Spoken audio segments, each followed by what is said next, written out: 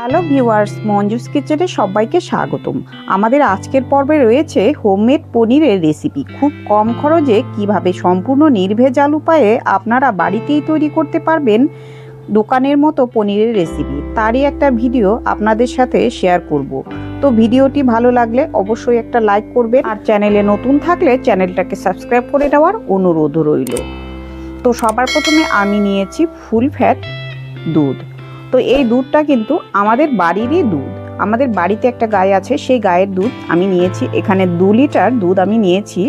তো প্রথমে গ্যাসটা জ্বালিয়ে আমি দুধটা বসিয়ে দিলাম, আর দুধটা আমি খুব ভালো করে 5 মিনিটের মতো জাল করে নিলাম। এবার দেখতেই পাচ্ছেন জালটা কিন্তু পুরোপুরি হয়ে গেছে। এবার আমি গ্যাসটাকে বন্ধ করে নেব। আর এই দুধটা আমি পুরোটা দিয়ে আমি ছানাটা করব না, পনিরটা করব না, সেই জন্য এই দুধটাকে আমি দুভাগ করে নেব। এখানে 2 লিটার পরিমাণ দুধ আছে আমার, আমি একবারেই জাল করে রেখে দিলাম। আর এখান থেকে আমি দুটো রেসিপি বানাবো, তো একটা পনির হবে আর একটা কিন্তু দই হবে। তো এখান থেকে আমি দুভাগ করে প্রথমে দুধটা নিয়ে নেব।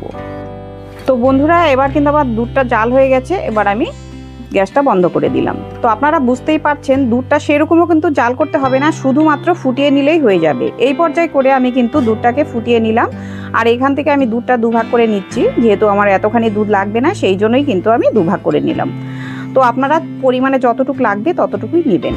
এবার কিন্তু আমি আগের থেকে পনির কাটার জলটা রেখে দিয়েছিলাম, সেই জলটা আমি ঢেলে নিলাম। আর এই জলের পরিমাণটা চায়ের কাপ দিয়ে 2 কাপ পরিমাণ হবে। আর আমার যতটুকু লাগবে আমি ততটুকু ঢেলে নেব আস্তে আস্তে করে। আর এই জলটার মধ্যে আমি কিন্তু কোনো রকম জল মিশালাম না, যেহেতু এটা আমার 1 সপ্তাহ আগের জল, সেই জন্য জল মেশাবো না।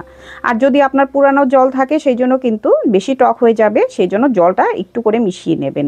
এবার ঘুরিয়ে ঘুরিয়ে উপর থেকে আমি একটু দিয়ে দিলাম, তারপর হাতা দিয়ে নেড়ে দেখছি আমি কতটা ছানাটা পড়লো। এভাবে করে নাড়িয়ে নেবেন। আর নেড়ে নেওয়ার ফলে দেখবেন দুধ থেকে ছানাটা আলাদা হয়ে যাচ্ছে, আর জলটাও কিন্তু কেটে গেছে। তো জলটা কিন্তু পুরোপুরি কেটে গেছে, আর ছানাটাও কিন্তু আলাদা হয়ে গেছে। এই পর্যায়ে আমি বুঝে নিলাম যে আমার আর ছানার জলটা লাগবে না, পনিরের জলটা লাগবে না, আমি কিন্তু রেখে দিলাম। এভাবে করে দেখে দেখে আপনারা কিন্তু 2-3 বার করে জলটা দেবেন। তবে আমি একবারেই দিয়ে দিয়েছি পরিমাণ বুঝে, আর আমি যতটুকু জল নিয়েছিলাম সেখান থেকে কিন্তু জলটা আমার বেঁচে গেছে। তো এইভাবে করে ছানাটা কাটবেন। এবার আমি একটা ঘটি নিয়ে নিয়েছি, সেই ঘটিটার মধ্যে আমি জলটা ছেঁকে নেব। একটা সুতির কাপড় নিয়ে নিয়েছি, জলটা প্রথমে ফেলে নিচ্ছি। একবারেই ঢেলে দেবেন না, তাহলে হাতে গরম জল ছ্যাঁকা লাগতে পারে, সেই জন্য আগে জলটা ফেলে নেবেন, তারপরে হাতা দিয়ে এভাবে করে ছানাটাকে তুলে নেবেন। আর বন্ধুরা, একটা কথা সব সময় মনে রাখবেন, ছানা কাটার সময় কিন্তু সব সময় ফুল ফ্যাট দুধটাই আপনাদের প্রয়োজন হবে, তাহলেই কিন্তু ছানাটা পারফেক্টভাবে কাটতে পারবেন। এবার আমি ঠান্ডা জল দিয়ে ছানাটাকে ঠান্ডা করে নিলাম। যদিও বা ছানার মধ্যে কোনো টক ভাব থেকে থাকে, সেটা কিন্তু জলের কারণে বেরিয়ে যাবে।